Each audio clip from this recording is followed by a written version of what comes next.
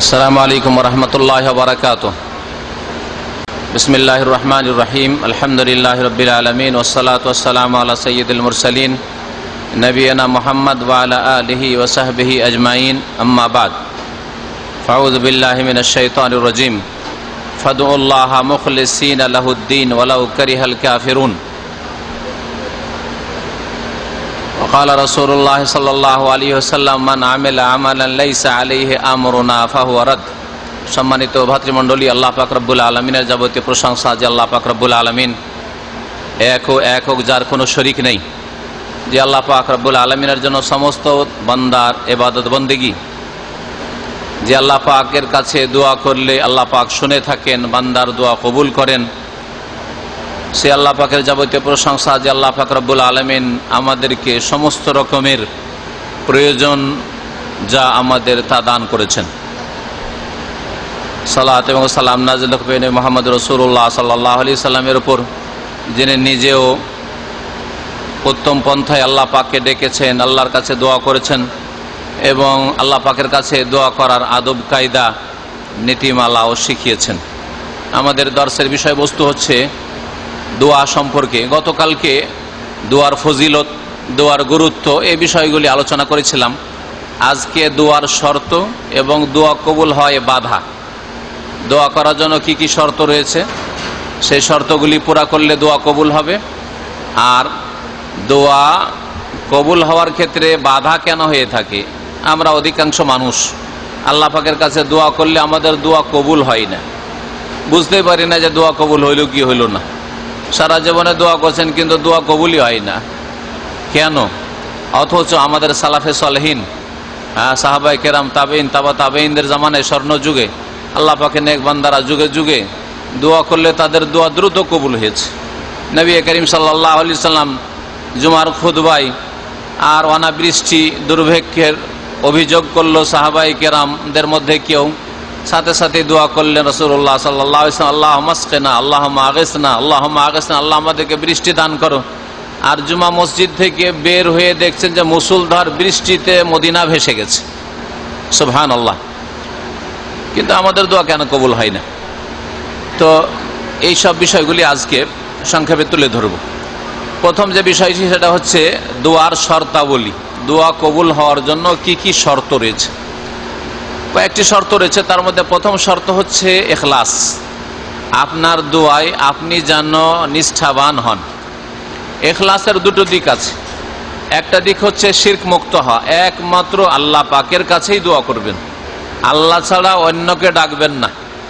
আল্লাহকেও ডাকছেন আর বড় পীরকেও ডাকছেন, আল্লাহকেও ডাকছেন আর জিলানি চিশতিকেও ডাকছেন, আল্লাহকেও ডাকছেন আর মনে করছে যে পীর, মুর্শেদ, ওলি, আউলিয়া, বুজুর্গানে দিন ওরা উদ্ধার করতে পারে, এইরকম শিরকি আকীদা রাখছেন, তাহলে আল্লাহ পাক দেবেন না। আল্লাহ অসহায় ছেড়ে দেবেন ওই সব গোলাম আল্লাহ পাকের বান্দাদের ওপর, যারা মৃত, যাদের কাছে আশা করে বসে আছেন যে ওরা আমাকে দিতে পারে, ওরা আমাকে উদ্ধার করতে পারে, সেজন্য আল্লাহ পাক মদদ করবেন না।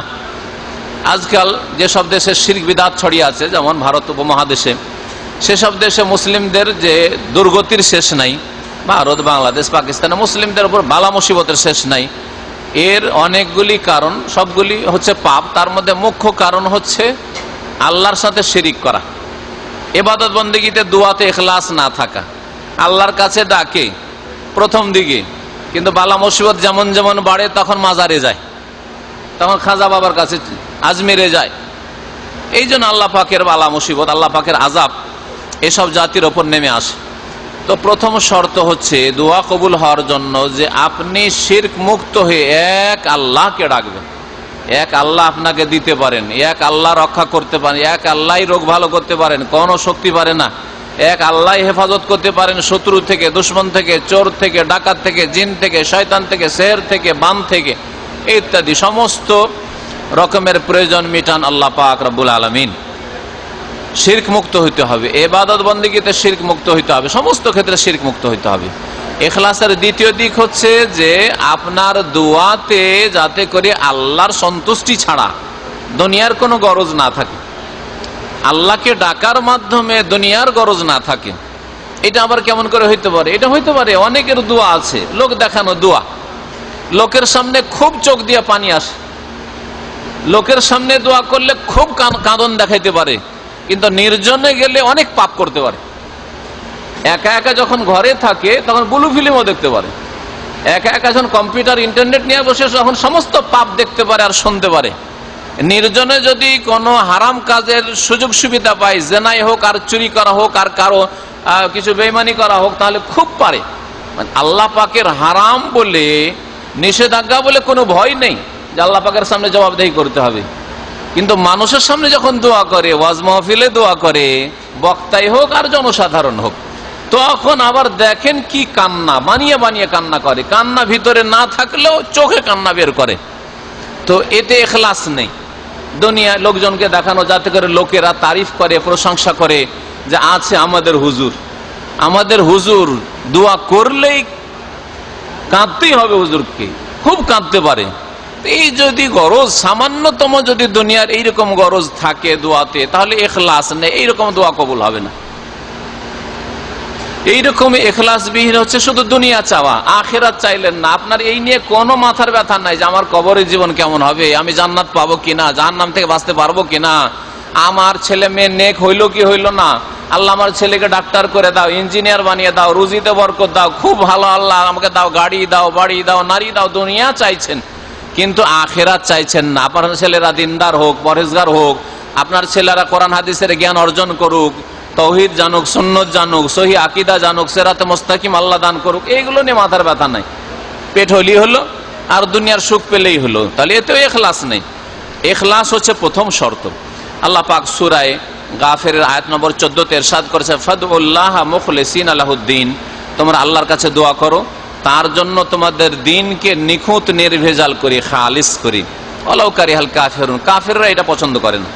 কাফের মুশরিক চাই যে ওদের সাথে ধর্মকর্ম করো, ওদের মন্দিরে যাও, ওদের চার্চে যাও, হ্যাঁ তুমি মুসলিমদেরও জানাজায় যাও, আর হিন্দু ইহুদি নাসারা ওদেরও যে জানাজা, ওদেরও যে লাশ দাফন করতে যাচ্ছে ওতেও গিয়ে নেতারা হাজির, খুব খুশি। এইরকম করলে ওরা খুব খুশি হবে। কিন্তু যদি বলেন না আমি যাব না, আমি আমার মুসলিম ভাইয়ের জানাজা পড়বো, হ্যাঁ এই কট্টরপন্থী আছে, এ মৌলবাদী আছে, পছন্দ করেন না। আল্লাহ পাক কাফের অন্তকরণ ভালো করে জানেন, এই জন্য ওয়ালাউ কারিহাল কাফিরুন, এক আল্লাহর কাছে চাওয়া, এক আল্লাহর কাছে দোয়া করা কাফের পছন্দ করে না। কিন্তু আজমিরে গিয়ে আর মাজারগুলিতে গিয়ে মুসলিমরা শিরিক করতে যাচ্ছে, শিখও আসছে, হিন্দু আসছে, সব ধর্মের লোক আসছে, খুব খুশি ওরা, এইরকম ধর্মে খুব খুশি ওরা। শুধু আল্লাহর কাছে চান এটা পছন্দ করে না। যদি আপনি মাজার পূজার বিরুদ্ধে বলেন তো বিদাতি যেমন নাখোশ হবে, অসন্তুষ্ট হবে, কাফের মুশরিকরাও নাখোশ, অসন্তুষ্ট হবে। জি, তো কাফের মুশরিক কখনো চাই না যে তৌহিদ আল্লাহর একত্ব প্রতিষ্ঠা হোক, শিরকের ধর্ম পালন করুক, বাতিল ধর্ম পালন করুক, মুসলিমরা অসুবিধা নেই। মিলাদের ধর্ম অসুবিধা নেই, হ্যাঁ বিদাতের ধর্ম অসুবিধা নেই, শিরকের কবর মাজার পূজার ধর্ম, এই পীরতন্ত্র সুফি ইজমের ধর্ম, কাফেরদের কোনো অসুবিধা নেই। কিন্তু সহিহ কোরআন এবং হাদিস ভিত্তিক ধর্মের কথা বলেন, হ্যাঁ ওয়ালাউ কারিহাল কাফিরুন, কাফের এর জন্য বরদাস্তের বাইরে, বরদাস্ত করতে চায় না। দ্বিতীয় শর্ত হচ্ছে দোয়া কবুল হওয়ার জন্য রাসূলুল্লাহ সাল্লাল্লাহু আলাইহি ওয়াসাল্লামের অনুসরণ করা, রসুলের তরিকায় দোয়া করবেন। আপনি রাসূলুল্লাহ সাল্লাল্লাহু আলাইহি ওয়াসাল্লামের তরিকায় জীবন যাপন করবেন। আপনি বিদাত করছেন, বিদাতি দোয়া, অথবা বিদাত করলেন আর বিদাত করার পরে দোয়া করছেন, বাড়িতে মিলাদ পড়াইলেন, হুজুরদেরকে ডেকে হেঁকে একটু খাওয়াইলেন, আর তারপরে মুখ মিষ্টি করলেন, জিলাপি বিতরণ করলেন, আর তারপরে একটু মিলাদ পড়াইলেন। মিলাদ আবার দেশের লোক পড়ায়, মিলাদ মানে জন্মবার্ষিকী। তো যদি জন্মবার্ষিকী, মিলাদের জায়গায় জন্মবার্ষিকী এটা পড়ি, অমুক বাড়িতে জন্মবার্ষিকী পড়া হচ্ছে, তো জন্মবার্ষিকী পড়ার জিনিস কি? কিন্তু এমন মূর্খ সমাজ আমাদের সমাজ যে মিলাদ পড়ে, মিলাদ আবার পড়া যায়? মিলাদ তো পড়া যায় না, জন্মবার্ষিকী পালন করে, হ্যাঁ পড়ার জিনিস নাই, কিন্তু এরা মিলাদ পড়ে, অজ্ঞতার কারণে মিলাদ পড়ে এরা। মিলাদ পড়া মানে কি? সুর করে দুরুদ পড়া, সবাই মিলে ইয়া নবী ধরিয়ে দিল একটু, আল্লাহুম্মা ধরিয়ে দিল একটু, দুরুদ ফুরুদ পড়লো, আর তার সাথে বালাগাল উলাবে কামালহি কাশাফাত দোজাবে জামালি সুর সার করে পড়লে একটু গানের মতো করে, আর তারপরে বক্সাই দিল, বক্সাবার হলে বক্সাই দিল মাইয়েতকে নেকি, আর যদি ঘর উদ্বোধন করতে উদ্বোধন করলো, খুব ভালো ভালো খাওয়াইলেন, আর তারপরে মোনাজাত ধরলেন, তো বিদাতি দোয়া করলেন, বিদাতি তরিকা, রসুলের তরিকায় দোয়া করলেন না, এই জন্য কবুল হয় না। তো রাসূলুল্লাহ সাল্লাল্লাহু আলাইহি তরিকায় দোয়া হইতে হবে। 3 নম্বর শর্ত হচ্ছে, যখন আপনি দোয়া করবেন তখন আপনার যেন আল্লাহর উপর দৃঢ় বিশ্বাস থাকে। আল্লাহ দেবেন, কেন দেবেন না, কেন দেবেন না? আল্লাহ পাক তার নবীকে দিয়েছেন, শুধু শেষ নবী কেন, সমস্ত নবীদেরকে দিয়েছেন। একটা করে দোয়া করেছে, রব্বানা যালামনা আনফুসানা ওয়া ইল্লাম তাগফির লানা ওয়া তারহামনা লানাকুনান্না মিনাল খাসিরিন। আদম আলাইহিস সালামকে আল্লাহ মাফ করে দিয়েছেন। ইউনূস আলাইহিস সালাম মাছের পেটে, আপনি জেলেও না, আপনাকে কোনো বক্সের মধ্যে ভরে রাখা হয়নি, মাছের পেটে, আর মাছের পেট থেকে দোয়া করছেন, লা ইলাহা ইল্লা আনতা সুবহানাকা ইন্নী কুনতু মিনাজ জালিমিন। বড় দোয়া করেছেন, 20 মিনিট আধা ঘন্টার দোয়া করেছেন, লম্বা লম্বা আজকালকার জামানার মতো দোয়া করেছেন। লা ইলাহা ইল্লা আনতা, আল্লাহ তোমার ছাড়া আমার কোনো সত্য মাবুদ নেই, সব বাতিল, আল্লাহ তুমি আমার হক মাবুদ। সুবহানাকা, আল্লাহ তুমি পাক পবিত্র সমস্ত ত্রুটি থেকে, সমস্ত দুর্বলতা থেকে, তোমার কোনো শরিক টরিক নেই, অংশীদার নেই, তোমার সাহায্যকারী নেই। ইন্নী কুনতু মিনাজ জালিমিন, আমি বড় জুলুম করেছি, আমি জালেমদের দলে শামিল হয়েছে, ভুল করেছি, আল্লাহ তুমি মাফ করে দাও। ব্যাস, এই শর্ট সংক্ষেপ দোয়া। আল্লাহ বলছেন যে ফানাজ্জাইনাহু মিনাল গাম, তার সব দুশ্চিন্তা দূর করে দিলাম, তাকে নাজাত দিলাম, আমি নাজাত দিলাম মাছের পেট থেকে। মাছ বাধ্য হইল শুকনো জায়গায় উগলে ফেলতে। কি করে দোয়া কবুল? আপনার কেন কবুল হবে না? আপনি আল্লাহ পাকের ওপর ওই রকম ইয়াকিন রাখেন যে আল্লাহ আমার দোয়া শুনবেন, কেন শুনবেন না? আল্লাহ আমাকে নেক সন্তান দেবেন, কেন দেবেন না? আমাকে নেক বিবি দেবেন, কেন দেবেন না? আল্লাহ আমার ছেলে মেয়েদেরকে সৎ করবেন, কেন করবেন না? আল্লাহ আমার রুজিতে বরকত দেবেন, কেন দেবেন না? হ্যাঁ, চাইব আল্লাহর কাছে, চাওয়াতে গাফিলতি করব না, চাওয়াতে বিরক্তি বোধ করব না, চেয়ে পেলাম না এরকম নেগেটিভ কখনো চিন্তা রাখবো না। একদিনে পেলাম না, 10 দিন, 10 দিনে পেলাম না, বছরকে বছর চাইতে থাকবো। আল্লাহ তোমার দ্বার ছাড়া আমার কোনো দ্বার নেই, তোমার কাছেই চাইবো, তুমি দাও না দাও তোমার কাছেই চাইবো। দেখেন আল্লাহ পাক দেন কিনা, অবশ্যই দেবেন আল্লাহ পাক রব্বুল আলামিন। তো আল্লাহর প্রতি ইয়াকিন থাকতে, এই মর্মে তিরমিজিতে একটি হাদিস রয়েছে, হাদিসটি হাসান।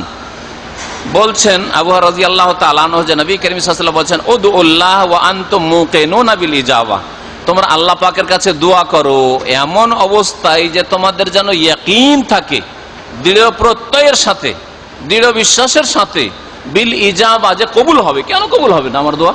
কেন কবুল হবে না? আমি কবুল হওয়ার যে বাধা আছে, বাধা দূর করে দিব। আমার মধ্যে যাতে বাধা না থাকে কবুল হয়, শর্ত পুরা করে দেব। এইভাবে ইয়াকিনের সাথে দোয়া করতে হবে। দোয়া করার 4 নম্বর শর্ত হচ্ছে যে দোয়া করবেন খুশুর সাথে, বিনয়ের সাথে, একাগ্র চিত্তে, মন মেজাজকে হাজির করে, অন্তরকে একবারে হাজির করে। আপনার দোয়া, আপনার হাত করছে, আপনার মুখ করছে, জবান করছে, অঙ্গ প্রত্যঙ্গ করছে, আপনার মন দোয়া করছে, গোটা শরীর যেন দোয়াতে শামিল। এমন না হয় যে শরীরের সামান্য একটা অংশ শামিল, সেটা হচ্ছে হাতটা উঠিয়ে আছেন আর মনটা দুনিয়ার দিকে এদিক ওদিক ঘোরাফেরা করছে, ওই রকম নয়। গোটা শরীর, মাথা থেকে পা পর্যন্ত, ভিতর বাহির, আপনার অঙ্গ প্রত্যঙ্গ, হৃদয় হাজির করে আল্লাহর সামনে দোয়া করবেন। আম্বিয়া রসুলগণের প্রশংসা করতে গিয়ে আল্লাহ পাক বলছেন সূরা আম্বিয়ার আয়াত নম্বর 90, ইন্নাহুম কানু ইউসারিউনা ফিল খায়রাত, নবী রসুলগণ তারা নেকির কাজে অগ্রগামী ছিল, নেকির কামে এগিয়ে থাকতো। ওয়ায়াদউনানা রাগাবাম ওয়া রাহাবা, আর তারা বড়ই আগ্রহের সাথে আর বড় ভয়ের সাথে আমার কাছে দোয়া করে থাকে। আল্লাহ পাক বলছেন নবী রাসূলরা দোয়া করে আল্লাহর কাছে, আগ্রহ যেমন থাকে তেমন ভয়ও থাকে। দেখবেন যেই ছেলে আদবের ছেলে, ভালো ছেলে, বাপের মায়ের ভালো আদবের ছেলে, ও বাপ মাকে ভয়ও করে, আবার কি করে, মহব্বতও করে। ছোট ছেলেকে, এই ছোট যাদের নেচার বিকৃত হয়নি, এখনো ছোট বাচ্চা আছে, প্রকৃতি খারাপ হয়নি, স্বভাব খারাপ হয়নি, আশেপাশের খারাপ ছেলেদের সাথে এখনো মেলামেশা হয়নি, ছোট ছেলেকে মা মারছে, ধাক্কা দিচ্ছে, আবার লাফিয়ে ওর কোলে চড়তে যাচ্ছে, জানে না, আবার ধরছে, এই তুই আমাকে মা বলবি না, না তুই আমাকে বাপ বলবি না, আবার বলছে না আম্মা, আম্মা আবার করবে, তাই না? হ্যাঁ, তো আপনার জন্য উত্তম দৃষ্টান্ত আল্লাহ পাকের কাছে চাওয়ার ক্ষেত্রে আপনি আল্লাহ পাক রব্বুল আলামিনের কাছে ওইভাবে বড় আগ্রহের সাথে ধরবেন, আর ভয়ও রাখবেন, আল্লাহ পাকের আযাবকে ভয় করবেন, আর আল্লাহ পাকের রহমত থেকে নিরাশ হবেন না, আশা রাখবেন, আল্লাহ পাকের বরকতের আশা রাখবেন, আল্লাহ পাকের দান মাগফিরাতের আশা রাখবেন। ওয়ায়াদউনানা রাগাবাম ওয়া রাহাবা, যারা নবী রাসূল তারা আল্লাহ বলছেন আমার কাছে দোয়া করে বড় আগ্রহের সাথে আর বড় ভয় ভীতির সাথে। ওয়া কানু লানা খাশিঈন, আর তারা আমার সামনে বড় বিনয়ী, আল্লাহর সামনে বড়ই বিনয়ী তারা। 5 নম্বর শর্ত হচ্ছে যে দোয়ার ক্ষেত্রে মেহনত পরিশ্রম করতে হবে, দোয়াতেও মেহনত লাগে। আমি অনেক সময় অনেক ভাইদেরকে বলি যে দেখেন 2 রকম মেহনত করতে হয়, মানুষকে যদি কামিয়াব হইতে হয় তো 2 রকম মেহনত লাগবে, কাজের মেহনত আর দোয়ার মেহনত, দুটোই মেহনত লাগবে। কিন্তু কাজকর্মে মেহনত করছেন 8 ঘন্টা 10 ঘন্টা 12 ঘন্টা চাকরি করলে, ডিউটি করছেন অথবা ব্যবসা করলে মাত্র 4-5 ঘন্টা ঘুমাচ্ছেন, সারা দিন ছোটাছুটি করছেন, এই কিনছেন বিক্রি করছেন নিয়ে আসছেন আবার সেল করছেন, কত ধার খরচ করছেন, কত কি চেষ্টা করছেন আল্লাহ পাক ভালো জানে। তো দুনিয়ার জন্য যেমন মেহনত করছেন ওই রকম দিনের ক্ষেত্রে ইবাদত বন্দেগীতে, নামাজে, যাকাতে, রোজাতে, হজে, উমরাতে, মাতা পিতার সেবায়, নেক কাজ করায়, জনকল্যাণমূলক কাজে মেহনত পরিশ্রম লাগবে, আমলেও মেহনত লাগবে আর দুয়ার মেহনত লাগবে। আপনার ছেলে মেয়ে পড়াশোনা করছে স্কুলে মাদ্রাসায়, যেমন লেখা পড়ায় লেবার করতে হবে, মেহনত করতে হবে, দুয়ারও মেহনত আপনি করুন, আপনার ছেলে মেয়েদের করতে বলুন। ফাজতাহিদু ফি দুআ, নবী করিম সাল্লাল্লাহু আলাইহি ওয়াসাল্লাম বলছেন যে সেজদায় সবচাইতে বেশি দোয়া কবুল হয়। আকরাবু মা ইয়াকুনুল আবদু মির রাব্বি ওয়া হুয়া সাজিদ, সবচাইতে আল্লাহ পাকের নিকটবর্তী হয়ে যায় বান্দা যখন সেজদায় লুটিয়ে পড়ে। সুতরাং তোমরা কি করো? ফাজতাহিদু ফি দুআ, দোয়া করো শুধু বলেননি, কি বলছেন? দোয়াতে মেহনত পরিশ্রম করো, দোয়াতে মেহনত করো, কঠোর পরিশ্রম করতে হবে। লাইলাতুল কদরে রাসূলুল্লাহ সাল্লাল্লাহু আলাইহি ওয়াসাল্লাম কঠোর পরিশ্রম করেছেন, হাদিসে রয়েছে কানা ইয়াজতাহিদু ফিল আশরে মা লা ইয়াজতাহিদু ফি গায়রিহি। রাসূলুল্লাহ সাল্লাল্লাহু আলাইহি ওয়াসাল্লাম রমজান মাসের শেষ 10টি রাতে এত বেশি মেহনত পরিশ্রম করতেন যে সারা বছরে কোনোদিন এত মেহনত পরিশ্রম করতেন না। সারা রাত ধরে ইবাদতে মেহনত করতেন, আর রাত জাগলেন, কিছুটা বাজারে ঘুরলেন, কিছুটা বন্ধু বান্ধবের সাথে গল্প গুজবে কাটালেন, কিছুটা এদিক সেদিক ঘোরাফেরা করলেন, আর কিছুক্ষণ খাওয়া দাওয়া পার্টি হইলো, আর তারপরে সাহারির টাইম হয়ে গেল, সবে কাদার পালন হয়ে গেল, লাইলাতুল কদর হয়ে গেল। এইরকম লাইলাতুল কদর করে দোয়া কবুল হবে না? ইবাদতে ইজতিহাদ করতে হবে। ফাজতাহিদু ফি দুআ, দোয়ায় তোমরা ইজতিহাদ করো, মেহনত করো, রাসূলুল্লাহ সাল্লাল্লাহু আলাইহি ওয়াসাল্লাম বলেছেন। আর তারপরে দোয়া চাইবেন দৃঢ়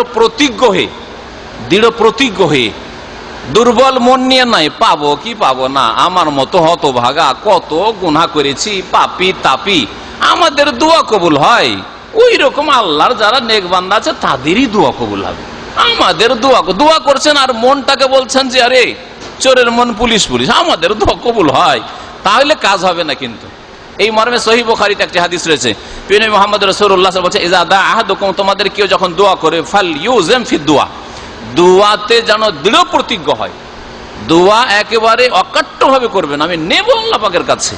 ওয়ালা ইয়াকুল, আর এই রকম দোয়া করিয়েন না আল্লাহুম্মা ইন শি'তা ফাআতিনি, আল্লাহ তোমাকে যদি ভালো লাগে তো আমাকে দাও, হ্যাঁ তুমি যদি চাও তো দাও, আর না চাও তো না দাও, এইরকম করিয়েন না। অন্য হাদিসে রয়েছে আল্লাহুম্মা আগফিরলি ইন শি'ত, আল্লাহুম্মা আরহামনি ইন শি'ত, আল্লাহ তুমি চাইলে আমার উপর রহম করো, আর তুমি যদি চাও তো আমাকে মাফ করো। এইরকম চাইলে কি আল্লাহ দেবেন? আল্লাহ বলে তাহলে তো তোর প্রয়োজন নাই। যদি কারো কাছে ধার চাইতে যান, আর ধার চাইতে গিয়ে বলে যে ভাই আমার 5,000 টাকার প্রয়োজন আছে, আপনার মন হলে দেন, না হলে না দেন, দেবে নাকি? আপনার ইচ্ছা হলে দেন, না হয় না দেন। পাগল না ওই লোক?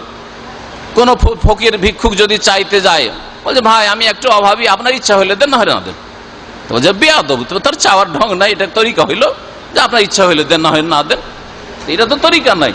তো আল্লাহ পাকের কাছে চাওয়ার উত্তম আদব রয়েছে, আল্লাহর কাছে আপনি অকাট্য ভাবে চাইবেন, এইরকম দুর্বল মন নিয়ে নয় যে আল্লাহ তোমার মন হইলে মাফ করো, তুমি চাইলে মাফ করো, না হয় মাফ করিও না, রহম করো, ইচ্ছা হইলে রহম করো, না হয় করিও না, এরকম করিও না। ফাইনাল্লাহ লা মুস্তাকরিহা লাহু, কারণ আল্লাহর ওপর কেউ জবরদস্তি করার নাই, আপনি জবরদস্তি নিতে পারবেন না আল্লাহ পাকের কাছে।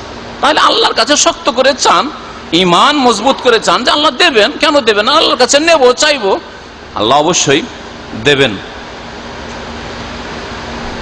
দোয়া কবুল হওয়ায় বেশ কিছু বাধা রয়েছে, তার মধ্যে একটি বাধা হচ্ছে হারাম খাওয়া। হারাম খাওয়া থেকে বাঁচবেন। যারা হারাম খায়, হারাম পান করে, অথবা হারাম পোশাক পরে, হারাম জমিনে বসবাস করে, বাড়ির ভিটে মাটিটা আপনার হারাম পয়সার, বেইমানি করা, আপনার বেইমানি করা, হ্যাঁ আইল চেপে রেখেছেন, হ্যাঁ যে আপনি ঘর তৈরি করেছেন, যে বিল্ডিং তৈরি করে যে বাড়িতে বসবাস করছেন হারাম পয়সা, সুদের পয়সা দিয়ে, ঘুষের পয়সা দিয়ে, হ্যাঁ এইরকম যদি হারামের সাথে আপনার সম্পর্ক থাকে, হারাম খাওয়ার সাথে, বসবাসের সাথে, পানের সাথে, পোশাক পরিচ্ছদের সাথে, তাহলে দোয়া কবুল হবে না। যতই দোয়া কবুল হওয়ার জন্য অন্যান্য জিনিস থাক, অন্যান্য দিকে ভালো আছে, কিন্তু হারাম যদি কেউ খায় দোয়া কবুল হবে না। আজকাল অধিকাংশ মানুষ হারাম মুক্ত নয়। অনেক মানুষই আছে নামাজ রোজা ইত্যাদি তো ঠিক আছে, কিন্তু বিড়ি সিগারেট খাই। ওই ভাইদেরকে জিজ্ঞেস করছি, আপনি সিগারেট খাচ্ছেন, তামাক খাচ্ছেন, জর্দা দেওয়া পান খাচ্ছেন, এটা কি হারাম নয়? আর আপনি জর্দা দেওয়া পান খেয়ে হুজুর জি দোয়া করবেন। মাদ্রাসা বা মসজিদের যেগুলি ইমাম আমাদের দেশে অধিকাংশ জর্দা দেওয়া পান খায়, এদের দোয়া কি করে কবুল হবে বলুন তো দেখি? এটা হারাম নয়? কারো যদি একটা বেমানি করা পয়সা হারাম হয়, অথচ আসল পয়সাটা হালাল ছিল, বেমানি না করলে পয়সাটা কোনো হারাম জিনিস নয়। হ্যাঁ, সোরের মতো আর কুকুরের মতো নয়, হ্যাঁ ঠিক না, বিড়ালের মতো নয়। তাহলে এই তামাক জাতীয় জিনিস বকরি ছাগলও খায় না, আরে পশু পাখি তো খায় না তামাক। সেই তামাক জর্দা যদি সিগারেটে হোক আর বিড়িতে হোক আর যেইভাবে হোক না কেন, যদি মুসলিম খায় আর আল্লাহর কাছে দোয়া করে, কি করে দোয়া কবুল হবে? হারাম থেকে বাঁচতে হবে। এই মর্মে সহিহ মুসলিমের হাদিস রয়েছে যে একটা লোক লম্বা দীর্ঘদিন সফর করে, সফরে দোয়া কবুল হয়, তারপরও দোয়া কবুল হচ্ছে না, তারপরে ধুলো ধূসরিত হয়ে রয়েছে, আর তারপর আল্লাহকে বারবার করে ডাকছে, ইয়া রব্বে ইয়া রব্বে ইয়া রব্বে, বারবার করে ডাকছে, কিন্তু দোয়া কবুল হচ্ছে না। কেন? বলছেন অমাত আমহু হারাম, যা খায় তা হারাম, মাশরাবু হারাম, যা পান করে হারাম। হয়তো আপনি যে পানি খাচ্ছেন, পানি যেখান থেকে আসছে ওই পানির ব্যবস্থাটা হারাম ব্যবস্থা, বেইমানি করা, নলকূপের পয়সা বা আপনার ওই যে কূপ যে জায়গাটা আছে সেই জায়গাটা বেইমানি করা জায়গা, তো হারাম পানি আসছে আপনার। ও গুজদিয়া বিল হারাম, অথবা আপনি একটা জুস খাচ্ছেন, ও কফিলের মালিকের কাছ থেকে চুরি করা পয়সা দিয়ে, হারাম এটা। কারো বেইমানি করা যেটা, মোবাইল টেলিফোন করছেন, চুরি করা মোবাইল, হ্যাঁ চুরি করা মাল, জানতেন যেটা চুরি করা, 1000 রিয়ালের 500 টাকায় পেয়েছেন, এই জন্য চুরি করা মাল আপনি কিনে নিয়ে এসছেন, জানছেন যে চুরি করার জিনিস, তো হারাম নয়? এইরকম যদি হয় তাহলে ফান্না ইউস্তাজাবু লিযালিকা, নবী সাল্লাল্লাহু আলাইহি ওয়াসাল্লাম বলছেন এর দোয়া কেমন করেই কবুল হবে? এইরকম হারাম যারা খায়, হারাম যারা ব্যবহার করে, তাদের দোয়া কি করে কবুল হবে? দোয়া কবুল হয়, বাধা হচ্ছে তাড়াহুড়া করা। কেউ যদি তাড়াহুড়া করে তাহলে দোয়া কবুল হয় না। দোয়া আজকে চাইলেন, কালকে 3 দিন, 1 দিন 2 দিন 3 দিন, আর বেশি চাইবো না, এত চাইলাম আর হইল না, পাবো না, আল্লাহ দেবেন না। এ তো মনে হচ্ছে মানুষের কাছে, এই দেখ তোকে 1 বার 2 বার 3 বার, এর বেশি আর ছাড়বো না, তাই না? তো ওই রকম যদি আল্লাহকে যদি মনে করে যে মজবুর করে দেবো, আল্লাহ তোর কাছে আজ চাইলাম কাল চাইবো আর তারপরের দিন দিবি দে, না দিবি না দে, তো আল্লাহ দেবেন? আল্লাহর কাছে চাইতে হবে, তাড়াহুড়া করলে হবে না। হতে পারে বছর পার হয়ে যেতে পারে, বছর পার হয়ে যেতে পারে, হতে পারে যেটা আপনি চেয়েছেন সেটা পেলেন না, আল্লাহ উত্তম বিকল্প দিলেন। হতে পারে আল্লাহ পাক আপনার উপর বালা মুসিবত আসছিল, সেটা দূর করে দিলেন। দোয়া কবুল হওয়ার 3টা তরিকা আছে, নবী করিম সাল্লাল্লাহু আলাইহি ওয়াসাল্লামের হাদিসে রয়েছে। দোয়া কবুল হয় 3 নম্বর বাধা হচ্ছে গুনাহে ডুবে থাকা। যে লোক সবসময় গুনাহ করছে, সারা প্রতিদিন ফিল্ম দেখে, হ্যাঁ প্রতিদিন ইন্টারনেটে খারাপ সাইট ভিজিট করে, হারাম কাজ করে, হারাম কথা বলে, অন্যায় কথা বলে, হ্যাঁ অন্যায় কাজ করে, আর আল্লাহর কাছে দোয়া করছে। যেই লোকটা আল্লাহকে একটু ভয় করে না যে জবাবদেহি করতে হবে, নামাজ 5 ওয়াক্ত পড়ে না, আর আল্লাহ, যে লোকটাকে এইটুকু ভয় লাগে না যে কিয়ামতের দিন হাসরের মাঠে প্রথম 5 ওয়াক্ত নামাজের হিসাব হবে, সে আল্লাহ পাকের কাছে দোয়া করলে কি করে কবুল হবে বলুন তো দেখি? তাহলে বোঝা গেল যে হারাম কাজ থেকে, নামাজ ছাড়া হারাম, সবচেয়ে বড় হারাম, শিরক করা হারাম, বিদআত করা হারাম, সমস্ত রকমের হারাম থেকে যদি বেঁচে থাকে, হারাম কথা কাজ আমল থেকে যদি বেঁচে থাকে, তাহলে দোয়া কবুল হবে। দোয়া কবুল হয় বাধা হচ্ছে কোন ফরজ অজেব ছেড়ে দেওয়া। আল্লাহ পাক ফরজ করেছেন, আপনি ছেড়ে দিচ্ছেন, আর আল্লাহর কাছে দোয়া করছেন, আল্লাহ পাক দোয়া শুনবেন না। এইরকমই হারাম কাজ করা, অন্যায় কাজ করা, যারা অন্যায় কাজের সাথে জড়িত তাদের দোয়া কবুল হবে না। এই মর্মে নবী করিম সাল্লাল্লাহু আলাইহি ওয়াসাল্লামের হাদিস তিরমিজিতে রয়েছে, ওয়াল্লাযী নাফসি বিয়াদিহি, আল্লাহর কসম করে বলছি যে আল্লাহর হাতে আমার প্রাণ রয়েছে, লা তা'মুরুন্না বিল মারুফ, অবশ্যই তোমরা ভালো কাজের উপদেশ দিতে থাকবে, ওয়ালা তানহাউন্না আনিল মুনকার, অবশ্যই তোমরা অন্যায় কাজে বাধা দেবে। এটা হচ্ছে মুসলিমদের দায়িত্ব, শ্রেষ্ঠ উম্মতের দায়িত্ব। আউলা ইউশিকান্নাল্লাহু আন ইয়াবাসা আলাইকুম ইকাবাম মিনহু, আর যদি এই কাজ না করো, ভালো কাজের উপদেশ আর অন্যায় কাজে বাধা, এই দুটো কাজ যদি না করো, আল্লাহ তোমাদের এমন শাস্তি পাঠাবেন যে সুম্মা তাদউনাহু, তোমরা আল্লাহর কাছে দোয়া করতে থাকবে, ফালা ইউস্তাজাবু লাকুম, কিন্তু তোমাদের দোয়া কবুল হবে না। তাহলে আপনার বাড়িতে যদি অন্যায় চলে আর অন্যায় বাধা দেন না, আপনার ছেলেরা নামাজ পড়ে না, নামাজ পড়তে বলেন না, চাপ সৃষ্টি করেন না, 3 বার ভালোই খেতে দিচ্ছেন, একটু ছেলে যদি রাত্রে লেট করে আসে না, পেরেশান হয়ে যাচ্ছেন যে ছেলেটা যে কি হইলো না হইলো, আসছে না কেন, বাড়ি কেন আসছে না, আর ছেলেটা নামাজ পড়ে না, জাহান্নামে যাবে, এই অবস্থায় মরে গেলে কোনো মাথার ব্যথা নেই আপনার। হ্যাঁ, আর ওই ছেলে হারাম অন্যায় কাজ করছে, আর কোথাও যদি পুলিশে ধরে পিটুনি দেয় তো আপনার কান্নার শেষ নেই যে হায়রে পুলিশ আসামি হয়ে গেছে, হ্যাঁ সরকারি আসামি হয়ে গেছে ইত্যাদি, কত পেরেশান। কিন্তু আল্লাহ পাকের আসামির কাঠগড়ায় সে হাজির হয়েছে হারাম খেয়ে আর হারাম কাজ করে, ওতে আপনার মাথা ব্যথা নেই। তো এইরকম যাতে করে না হয়। যদি কোনো সমাজে, কোনো পরিবারে, কোনো দেশে, হ্যাঁ কোনো জায়গায় ভালো কাজের নির্দেশ না দেওয়া হয়, অন্যায় কাজে বাধা না দেওয়া হয়, তাহলে আল্লাহ পাকের আযাব আসে ওই দেশে, ওই সমাজে, ওই পরিবারে, আর তারা দোয়া করলে দোয়া কবুল হয় না, নবী করিম সাল্লাল্লাহু আলাইহি ওয়াসাল্লাম বলছেন। তারপরে 5 নম্বর দোয়া কবুল হয় বাধা হচ্ছে কেউ যদি পাপের দোয়া করে, অন্যায় কাজের দোয়া করে, সম্পর্ক ছেদ করার দোয়া করে। যেমন আল্লাহর কাছে দোয়া করেছে, আল্লাহ গো আমার এই মামা অথবা আমার চাচারা এরা বড় জুলুম অত্যাচার করেছে, আল্লাহ তুমি আমাকে সৌদি আরব নিয়ে চলো, আল্লাহ একটা বিদেশে একটা ভালো চাকরি দাও, বা আল্লাহ আমার রিজিকে বরকত দাও। যদি আমার কাছে টাকা পয়সা হয়ে যায় তো এই বেটাদের সাথে কখনো কথাই বলবো না, এদের সাথে সম্পর্কই রাখবো না। আজকাল অভাবী হয়েছে, গরিব হয়েছে, চাচা ছাড়া চলতে পারি না, মামা ছাড়া চলতে পারি না, আল্লাহ তুমি আমার রুজিতে বরকত দাও, একটা বিদেশে চাকরি দাও, এদেরকে দেখাবো। চলবে দোয়া? হারাম দোয়া এগুলো, অন্যায় কাজ করার জন্য দোয়া, সম্পর্ক ছেদ করার জন্য দোয়া, আত্মীয়তার বিচ্ছিন্ন করার জন্য দোয়া। তো এইরকম হারাম দোয়া কেউ যদি করে তাহলে শুনবেন না আল্লাহ পাক রব্বুল আলামিন। তবে আল্লাহ দোয়া শোনেন কিভাবে বলছেন, ইল্লা আতাহুল্লাহ বিইহদা সালাসিন, 3 রকমের একরকম ভাবে আল্লাহ দোয়া কবুল করে থাকেন। ইম্মা আন তুআজ্জালা লাহু দাওয়াতুহু, যেই দোয়া করলে সেটাই আল্লাহ দিয়ে দিলেন, হয়তো আপনি দোয়া করলেন যা চেয়েছিলেন ওইটাই আল্লাহ দিয়ে দিলেন, এটা হচ্ছে 1 নম্বর দোয়া কবুল হওয়া।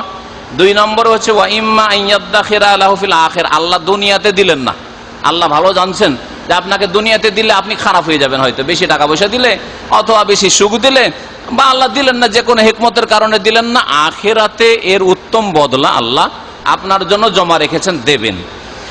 3 নম্বর হচ্ছে ওয়া ইম্মা আইয়াসরিফা আনহু মিনাস সুই মিসলাহা, অথবা তার উপর বালা মুসিবত আসতো, অ্যাক্সিডেন্ট হইতো, তার বাড়িতে ডাকাইতি হইতো, অথবা তাকে কে খুন করতে আসতো, এসব বিপদ আপদ থেকে আল্লাহ বাঁচিয়ে নিলেন, রক্ষা করে নিলেন, তা আপনার দোয়া কবুল হয়েছে। কিন্তু উত্তম বিকল্প আল্লাহ দিলেন, যে তোমাকে যেটা চেয়েছিলে সেটা তো দিলাম না, কিন্তু তোমাকে মহাবিপদ থেকে রক্ষা করে দিলাম। এইভাবে আল্লাহ দোয়া কবুল করে থাকেন। সাহাবীরা বললেন যে ইয়া রাসূলুল্লাহ, যদি এইরকমই হয় যে আমাদের দোয়া কোনোটা রদ হয় না, দোয়া শর্ত পুরা করে দিলে আর দোয়া কবুল হয়, বাধা না থাকলে আমাদের দোয়া কবুল হয়, আর 3-এর 1 অবশ্যই পাবো, তাহলে এজা নুকসেরও বেশি বেশি আমরা দোয়া করব, বেশি বেশি দোয়া করবো, আল্লাহর কাছে খুব চাইতে থাকবো, আবার চাইতে আবার কেন কৃপণতা করব। তখন নবী সাল্লাল্লাহু আলাইহি ওয়াসাল্লাম বললেন যে আল্লাহর ভান্ডারে কিছু কমতি নেই, আল্লাহ আকসার, আল্লাহর কাছে কোনো অভাব আছে যে তোমরা যদি দুনিয়ার কোটি কোটি টাকা চাও, দুনিয়ার রাজত্ব চাও, তো আল্লাহ দিতে পারবেন না? অসম্ভব কিছু নয়। হ্যাঁ, অসম্ভব জিনিস চাওয়া নিষেধ রয়েছে। অসম্ভব হচ্ছে যে আল্লাহ আমার যৌবন ফিরিয়ে দাও, আমি এখন 50 বছরের মানুষ, যদি দোয়া করি আল্লাহ আমাকে এখন 20 বছরের করে দাও, তবে নিষেধ আছে এরকম দোয়া করে, এগুলো সীমা লঙ্ঘন, বাড়াবাড়ি, হারাম দোয়া। আল্লাহ তুমি আমাকে মওতের সম্মুখীন করিও না, আমাকে একটা এমন নিয়ামত দাও যে আমি যাতে করে আল্লাহ সারা জীবনটা বাঁচতে পারি, হবে? হ্যাঁ, আল্লাহ আমাকে এত লম্বা আয়ু দাও যাতে করে ঈসা আলাইহিস সালামের যুগ পেয়ে যায়। তো এইরকম দোয়া করা চলবে না, যেগুলো দোয়া অসম্ভব বা অসম্ভবের কাছাকাছি, যেগুলো সাধারণত প্রাকৃতিক ভাবে হয় না, এইরকম দোয়া করা নিষেধ। বাকি বৈধ দোয়া যদি করেন আর দোয়ার শর্ত পুরা করে দেন, 5টি শর্ত বললাম আর 5টি বাধা বললাম, বাধাগুলো দূর করে দেন, দোয়া কবুল হয়। আর শর্ত পুরা করে দেন, আর আল্লাহর কাছে দোয়া করেন, আল্লাহর কাছে চান, আর দেখেন আল্লাহ দেন কিনা। আল্লাহ অবশ্যই দেবেন, যেমন আল্লাহ পাক ওয়াদা করেছেন, উদউনি আস্তাজিব লাকুম, আমার কাছে দোয়া করো আমি তোমাদের দোয়া কবুল করব। আল্লাহ পাক রব্বুল আলামিন যেন আমাদেরকে তার কাছেই চাওয়ার তৌফিক দান করেন। আল্লাহ আমাদের দুনিয়ার যে প্রয়োজন রয়েছে তা যেন পুরা করে দেন, তাতে বরকত দান করেন। আখিরাতে যা প্রয়োজন রয়েছে তা যেন আমাদের পুরা করে দেন। আল্লাহ পাক দুনিয়াতেও আমাদেরকে সার্বিক কল্যাণ যেন দান করেন, আখিরাতে আল্লাহ পাক যেন আমাদেরকে সার্বিক কল্যাণ দান করেন। আল্লাহ পাক আমাদেরকে সমস্ত বালা মুসিবত থেকে যেন হেফাজতে রাখেন।